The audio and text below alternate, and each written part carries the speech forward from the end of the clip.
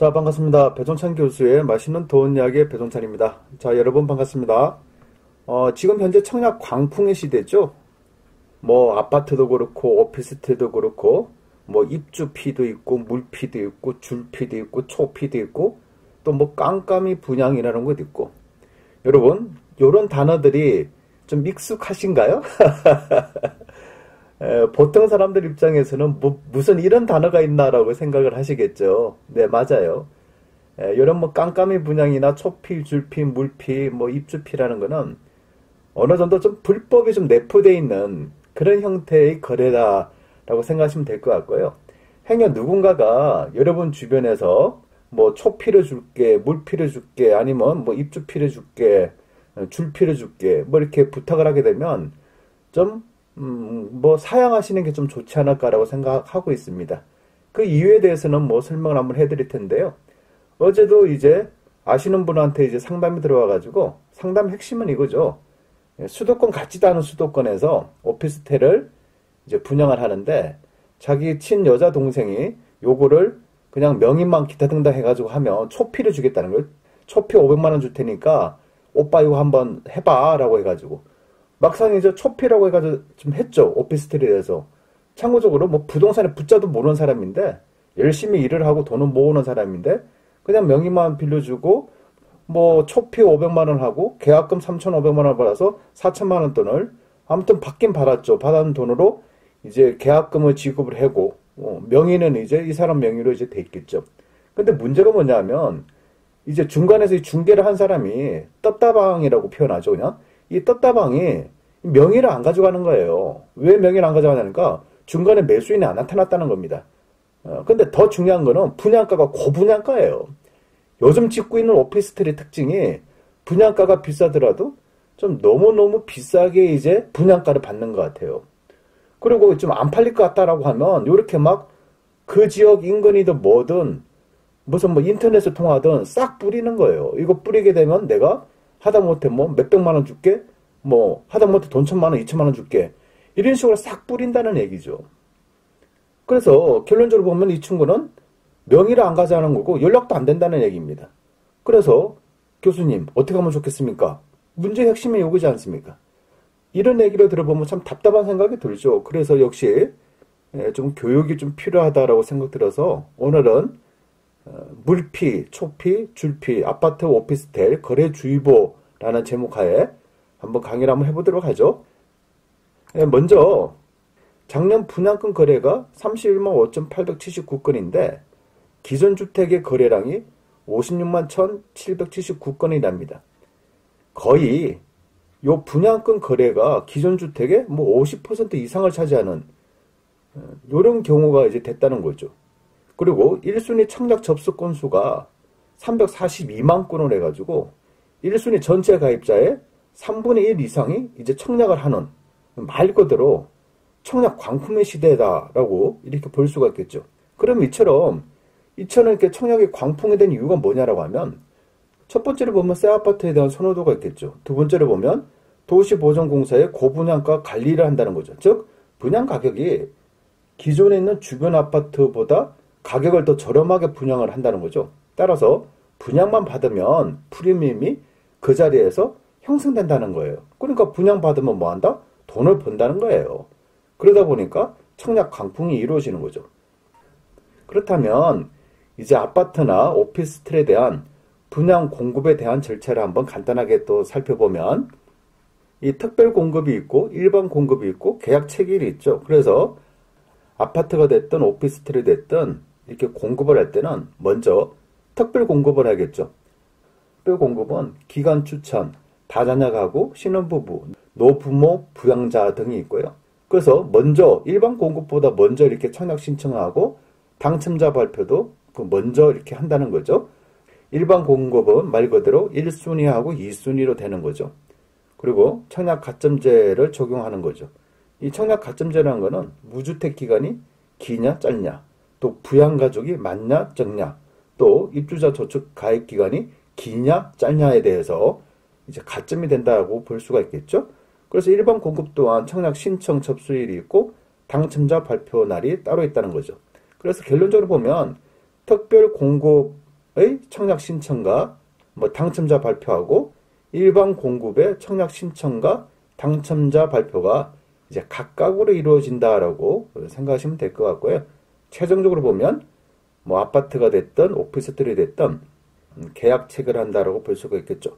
그런데 만약에 계약 체결이 다 이루어지지 아니한 경우, 그런 경우는 이제 미계약됐다라고 볼 수가 있겠죠. 그러면 미계약이다라고 하는 건 미분양이라고 이제 볼 수가 있겠죠. 그래서 미분양일 때는 이제 선착순으로 분양을 하는 경우도 있고, 아니면 추첨을 통해서 분양을 하는 경우가 있습니다.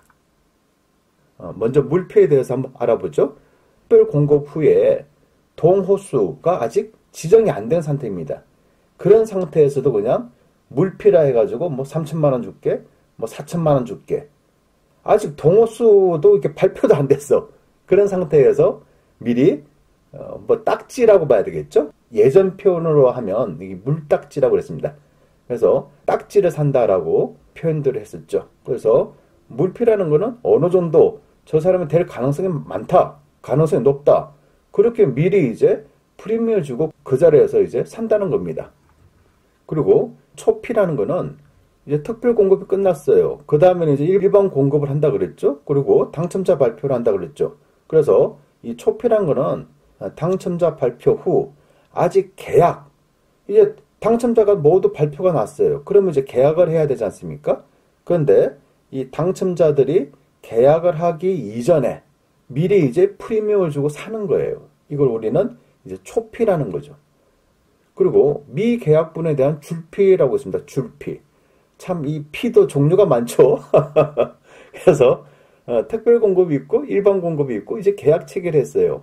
근데 계약 체결했는데 미계약분도 있을 수 있겠죠. 미계약이 됐다고 하면 이 미계약된 거를 이제 분양을 해야 되지 않습니까? 그래서 선착순 분양이 있고 이제 추첨식 분양이 있다는 얘기예요. 그래서 줄피라는 거는 미계약분이 있을 경우에 모델하우스에 언제 날짜를 정해서 몇 시까지 가가지고 줄을 서는 거예요. 그래서 추첨식이라는 거는 100세대가 미분양인데 1000명이 와가지고 추첨을 해가지고 10대 1 정도 되는 거를 우리는 추첨식이라고 그러죠. 그러면 선착순은 뭐냐라 하니까 미계약분이 있을 경우 먼저 온 사람한테 계약을 체결한다는 거예요. 그러니까 선착순이죠. 그래서 줄피라는 거는 모델하우스 앞에서 줄을 대신 서는 대가로 이게 돈을 준다는 거예요. 근데 줄만 서가지고 대가는 아니겠죠. 왜냐하면 그걸 또 분양 받아라는 얘기입니다. 그래서 추첨식이란 거는 이게 확률이잖아요. 10분의 1일 수도 있고, 뭐 30분의 1일 수도 있고. 근데 선착순이라는 거는 먼저 가는 사람이 우선 권한이 있지 않습니까?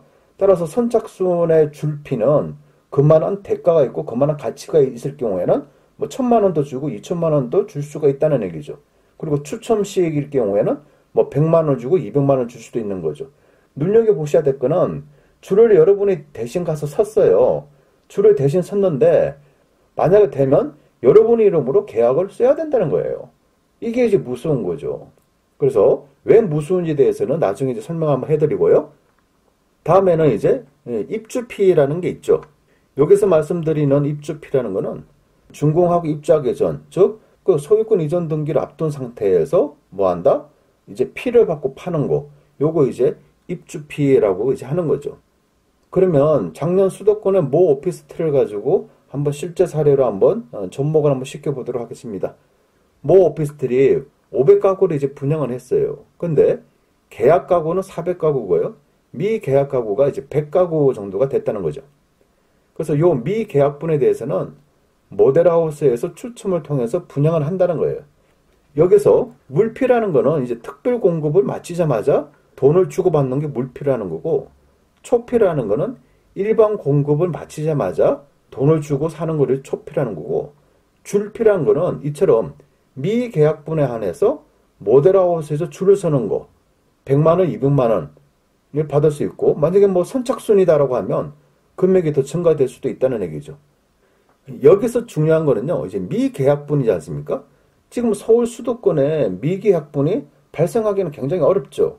특히 서울에, 특히 수도권 중에 아주 좋은 지역에 아파트를 분양받으면 이 프리미엄이 형성되는데 이게 미분양되기가 굉장히 어렵지 않습니까? 그래서 이렇게 미계약분이라는 얘기들은 주로 오피스텔에 관련된 분양의 가능성이 굉장히 이제 많다는 거예요. 그리고 오피스텔에 대한 홍보는 굉장히 많이 하죠. 특히 뭐 대형 건설 회사가 짓는다. 요거 하나 가지고 엄청나게 이제 홍보들 하고 있죠. 수익형 부동산 오피스텔 인기, 무슨역, 도보로 몇 분 거리, 땡땡땡땡 대규모 상업시설, 뭐 입점 예정, 직주 근접, 프리미엄 오피스텔, 뭐 엄청나게 이제 홍보들을 많이 하죠. 그런데 중요한 거는 이제 오피스텔의 단점이 되겠죠. 오피스텔의 단점은 여러분들 많이 알고 계시잖아요. 첫째가 공실 위험이 크다. 두 번째가 취득세가 4.6%예요. 관리비가 비싸고요. 전용 면적이 좁다는 거예요. 그리고 오피스텔의 단점을 보면 낮은 황금성리죠. 제가 그토록 말씀드린 거 있지 않습니까? 오피스텔은 쳐다보지도 마라. 눈여겨보지도 마세요. 근데 요거보다 더 무서운 얘기는요. 이 오피스텔이 요즘 들어서는 고분양가예요. 분양 가격을 엄청나게 높게 부르는 것 같아요. 이게 오피스텔의 단점입니다. 그리고 이 오피스텔에 관련된 더 자세한 사항은 저의 방송이죠. 8천이 150만 원 남다. 절대 오피스텔 투자하지 마라. 이 방송을 한번 꼭 봐주시기 바랍니다. 그래서 이런 오피스텔, 뭐 줄피가 됐던 물피가 됐던 초피가 됐던 사고팔고를 했어요. 만약에. 그러면 이런 오피스텔에 사고팔고를 한 경우 발생할 수 있는 문제점, 이런 문제점이 뭔가 하는 거죠. 첫 번째로 보면 물피, 초피, 줄피를 준 사람이 저 부동산에서 떴다방에서 많이 떠가지 않습니까? 근데 떴다방에서 이전을 안 해가는 거예요. 그리고 분양회사에서, 건설회사 쪽에서는 나보고 중도금 1차 분은 납부하라고 그러고, 그리고 중도금 납부하는 순간 저는 그냥 피만 받고 떠날 생각이었는데, 제가 중도금을 납부하는 순간 이제 여러분이 분양 받으신 거잖아요. 이제. 그래서 여러분이 이제 분양 받으셨는데 부동산에서 떴다방에서 이걸 이전을 안 해가는 거예요. 아니, 이전을 안 해가는 이유는 한 가지겠죠. 재미가 없다는 거예요. 즉 매수인이 없다는 거예요. 새로운 매수인이 없으니까 이 떴다방이 소개를 못 해주는 거 아닙니까? 그리고 또 중요한 거, 입주시 마이너스가 됐다. 분양 가격은 4억인데 입주할 때 보니까 3억 2천이다. 그러면 물피, 초피, 줄피를 해가지고 몇백만 원, 1,000만 원, 2천만 원 받아먹었는데 나중에 보니까 마이너스 피가 8천이다. 이렇게 되면 여러분 입장이 참 곤란하지 않겠습니까?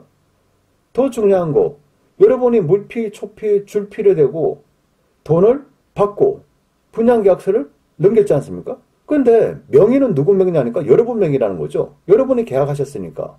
그러면 여러분이 명의자니까 요 분양계약서는 누가 가지고 계셔야 돼요? 여러분이 꼭 가지고 계셔야죠. 요 아파트가 됐든 오피스텔이 됐든 요거는 미등기입니다. 아직 짓고 있지 않습니까? 즉 등기가 안 돼 있는 상태예요. 등기가 안 돼 있기 때문에 미등기죠.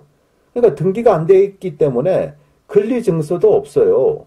또 등기가 안 돼 있기 때문에 여러분이 부동산에 취득할 때 꼭 확인하시는 거, 부동산 등기부등본도 없어요. 왜? 등기조차 안 돼 있으니까. 그러면 권리증서와 등기부등본의 효력을 가지고 있는 거, 요건 뭡니까? 분양계약서라는 거예요. 그럼 여러분이 분양 받으셨잖아요. 그런데 여러분이 분양계약서가 없어요. 그럼 요 분양계약서는 누가 가지고 있냐? 떴다방에 가지고 있지 않습니까? 떴다방에 가지고 있어요. 왜? 떴다방 입장에서 말씀드리는 거예요. 내가 당신한테 원분양의 당신한테 계약금 10%하고 초피가 됐든 물피가 됐든 줄피가 됐든 돈을 입금했잖아. 그러니 분양계약서는 내가 가지고 있어야 된다. 라고 여러분이 가지고 있어야 될 분양계약서를 가져가는 거예요. 그런데 요 떴다방이 혹시 요 분양계약서를 가지고 다른 사람 A, B, C, D, E한테 팔아먹었다. 아니 교수님, 그 분양계약서에 내 이름으로 돼 있는데 이걸 어떻게 다른 사람한테 팔 수가 있겠습니까? 라고 여쭤보시겠죠. 아니 신분증 위조하는 게 요즘 얼마나 간단합니까? 아니 불법 행위들을, 그리고 여러분 더 중요한 거는 요거 불법으로 지금 사고 팔고 하시고 있는 거잖아요. 아니 물피가 됐든 초피가 됐든 줄피가 됐든 근본 자체가 지금 불법이지 않습니까?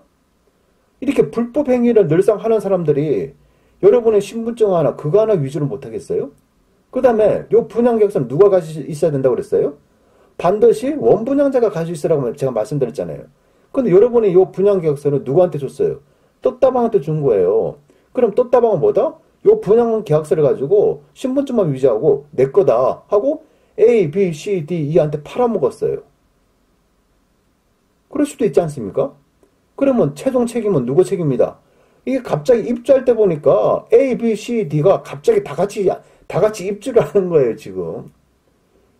이런 문제 발생이 되면 여러분 어떻게 하시겠어요?